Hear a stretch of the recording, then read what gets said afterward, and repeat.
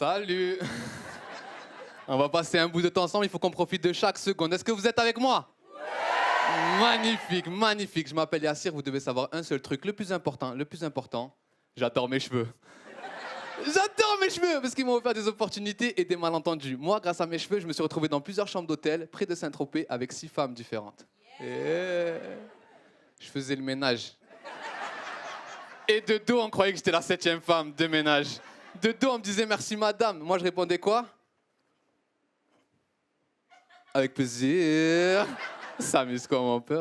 Avec mes cheveux, il m'arrivait un truc un peu particulier. On m'a confondu dans la rue avec quelqu'un de très connu, très connu. Je ne sais pas si vous allez avoir la référence. On m'a confondu avec Jésus. De Nazareth, ouais, j'étais pas prêt. On m'a dit, excusez-moi, vous êtes de retour? Qu'est-ce que je vais répondre? Moi, j'adore les impros. J'ai dit, chut, le monde n'est pas encore prêt. Et je suis parti. Bon.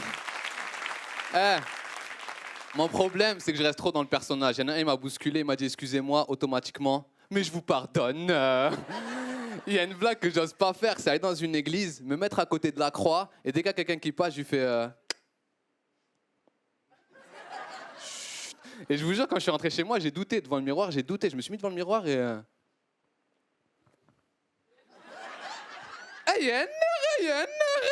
c'est sûr. Je me considère comme un enfant du soleil, aussi ce que je peux vous dire sur moi. Je me considère comme un enfant du soleil parce que j'ai l'impression que ça sonne mieux que arabe. Non? Je sais pas, ça rend n'importe quel discours plus doux. Vous savez, c'est quoi le problème en France? Je vais vous le dire. C'est qu'il y a trop d'enfants du soleil. Ah bon? Ils ont l'air sympas. Et en ce moment, j'ai l'impression que la police, c'est un peu des arabes. Je m'explique. Je trouve qu'on a beaucoup en commun, je trouve qu'on nous regarde de la même manière. Moi, quand j'entends la police parler, sincèrement, ça fait écho à moi. Quand j'entends la police dire « Oui, ce n'est pas parce qu'il y a une minorité de policiers qui ont commis des actes répréhensibles qu'il faut mettre tous les policiers dans le même sac. » Ah ah. Ben tout pareil, hein. Tout pareil. I feel you, brother, I feel. Un câlin et une palpation. Ok, une palpation. Avec plaisir. Bien sûr. Bien sûr. Après, c'est vrai, je trouve qu'en France, on manque de respect envers la police. Mais soyons honnêtes, 2 minutes, le Jamel Comedy Club. À qui on manque pas de respect en France? Police, médecin, personnel soignant, même le président, on s'en bat les couilles. Peu importe le président, que ce soit Macron, Sarko ou Hollande, on les appelle par leur nom de famille, comme si c'était des joueurs de foot. C'est le président. Transposez ça à une autre époque. Transposez ça à l'époque des rois, à la monarchie en France. Jamais on se serait permis de dire il est où 14? Faites-vous référence à Sa Majesté, le roi Soleil, Louis XIV. Ah, vas-y, toi là, il est où Loulou? Il est où Loulou? Il est où Louis 7x2? Il est où Louis Sunshine? Vous avez pas vu Louis Sunshine quelque part? Vous avez pas vu Louis Sunshine? Après, je taquine depuis tout à l'heure, mais ne doutez pas, hein. J'aime la France. Mais j'ai l'impression que je dois le dire plus souvent que d'autres. Parce que les gens, ils doutent. Je ressens en ce moment une certaine exigence envers mon patriotisme. Peut-être que je me mets la pression tout seul, peut-être que je suis parano. Mais quand j'entends certains de mes concitoyens, par exemple, chanter la Marseillaise et qu'ils arrivent à « qu'un sang impur », j'ai l'impression qu'ils pensent à moi, un peu. Peut-être que je suis parano, tu vois.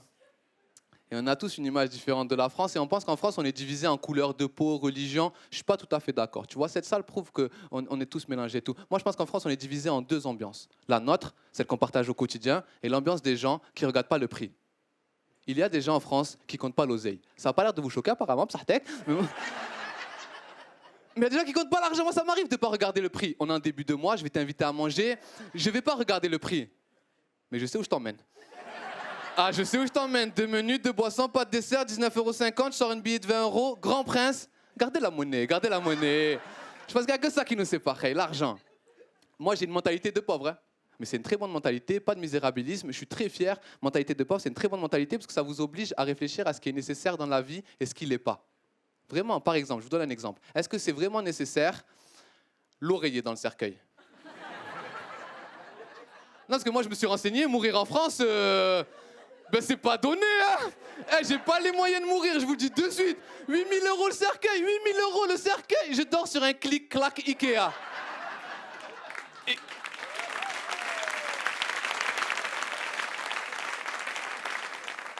Ikea, c'est sûr, ils veulent commercialiser des cercueils, mais ils osent pas. en kit que tu vas devoir monter toi-même.